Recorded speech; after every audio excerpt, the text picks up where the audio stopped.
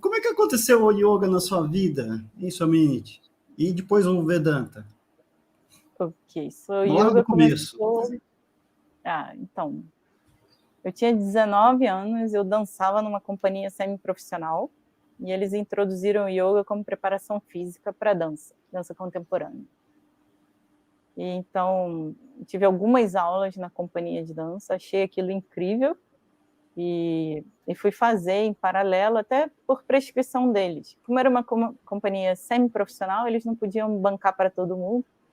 Então, junto com os meus estudos, eu comecei a praticar. Uma amiga que já fazia, ela me levou para conhecer a professora dela.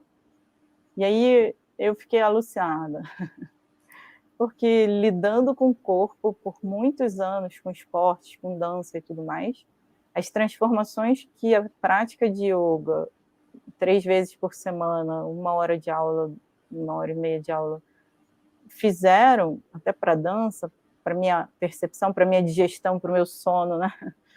Foram tão incríveis que eu fiquei completamente tomada. Então, eu já tinha uns 20 anos nessa época, foi na transição. Eu tenho que saber mais sobre esse negócio. Isso aí não pode ser só exercício, porque nenhum exercício fez isso comigo na minha vida inteira. Então, eu perguntei àquela professora com quem que ela aprendeu, como é que era, né? Comecei a pedir livro para ler, coisa para entender de onde que isso vinha. Ela falou que tinha uma instituição chamada Ananda Marga, que ela frequentava por muitos anos, e lá tinha um monge, ele poderia responder todas as minhas perguntas. Então, eu fui um dia que ela falou, conheci, fiquei impressionadíssima com aquele indiano de pele escura e roupa laranja, tão incrível, em que falava um português quebrado, mas que eu conseguia entender, e ele também conseguia me entender, então era suficiente. Comecei a praticar todos os dias com essa mesma professora, quando ela dava aula no lugar que eu já fazia, quando ela dava aula nesse lugar em outros dias, e aí com orientação do Dada e depois da Didi, da monja que veio de São Paulo para o Rio, comecei a fazer meditação, comecei a praticar sozinha em casa. Fiquei tão alucinada que eu fazia umas 5 horas de prática todo dia.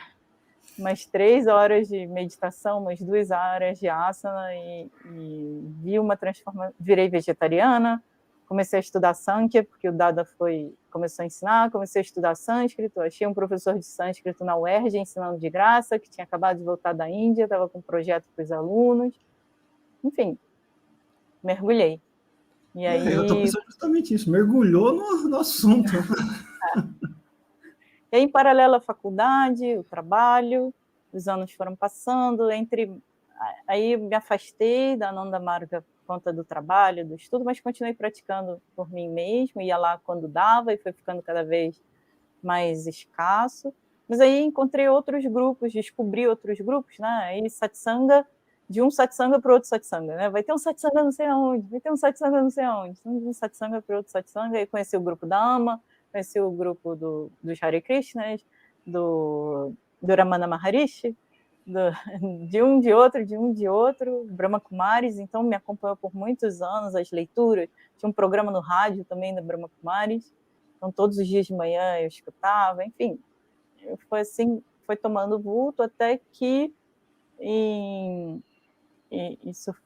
até que em 2007 eu estava trabalhando pelo centro ali, para essa bandeira centro do Rio, e aí descobri a Academia Hermógenes, e aí fui lá, conheci o professor pessoalmente, fiz umas práticas lá, e aí comecei a frequentar umas palestras que tinham lá toda semana, e aí fiquei mais próxima do professor mais tarde, acabei virando fisioterapeuta do professor. Em paralelo, lá na academia eu conheci o Swami Nirmalatmananda, que, né, vocês conhecem também, guru do Swami Jitanandaji, e Swami Nirmalatmanandaji me aceitou como discípula, digamos assim, naquela época. Eu fiquei com ele por uns 4 ou 5 anos, e aí pedi permissão a ele para estudar com a professora Glória, porque queria estudar mais. O Swami dizia, medita e faz seva, que tudo vai acontecer, vai lendo os livros. E não, Swami, eu quero estudar mais. Então, aí pedi autorização e falou, vai ser bom para você. E aí continuei com as orientações dele, comecei a estudar com a professora Glória e se foram, mas isso foi até 2014, antes de eu vir para a Índia. Então, assim, o Vedanta entrou na minha vida por conta do Swami Nirmala-Atmananda, porque antes do encontro com ele em 2007 era só o yoga mesmo. E o yoga até como filosofia, como estilo de vida, com tudo no pacote, meditação e tal, mas não tinha essa visão de algo fora do yoga, apesar dos vários grupos, dos vários gurus, das várias pessoas. Mas o professor me falou uma coisa muito importante, já na direção dos últimos anos da vida dele. Ele me disse que era para eu mergulhar no Vedanta, para não ficar só no yoga. E assim, o professor ficou quase como meu avô, eu falava Tiago, né? Assim, a gente dividiu o avô.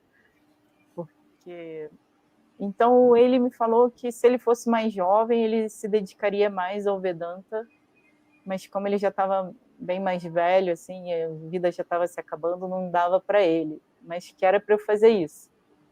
E eu fiz. Então, eu devo muito a ele o empurrão de que era para o Vedanta que eu tinha que me aprofundar, era nessa direção que eu tinha que caminhar, e ir fundo, tão fundo quanto fosse possível. E isso foi muito tocante na época e foi muito determinante também para continuar carregando o yoga, porque o Vedanta sem o yoga não faz sentido, é parte de uma tradição muito maior, os dois coexistirem, mas foi muito importante para dar aquele empurrão de que, vai fundo, porque é isso, né? Então, e aí a professora também é um amor de pessoa, me ajudou muito no início, eu estudei com ela por 2 anos e meio, mais ou menos, um pouco mais que isso.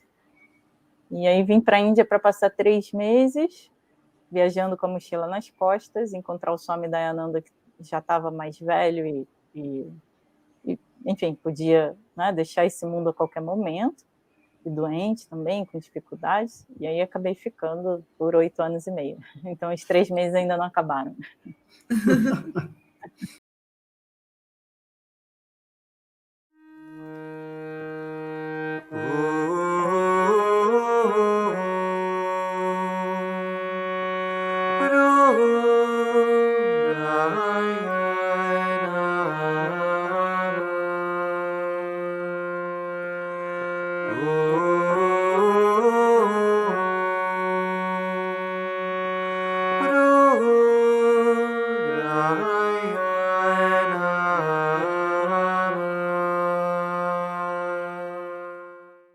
O que você entende por meditação? O que você realmente faz quando está sentado em silêncio? Existirá alguém que consegue pensar no vazio? O que é o estado meditativo? Qual a minha busca na meditação?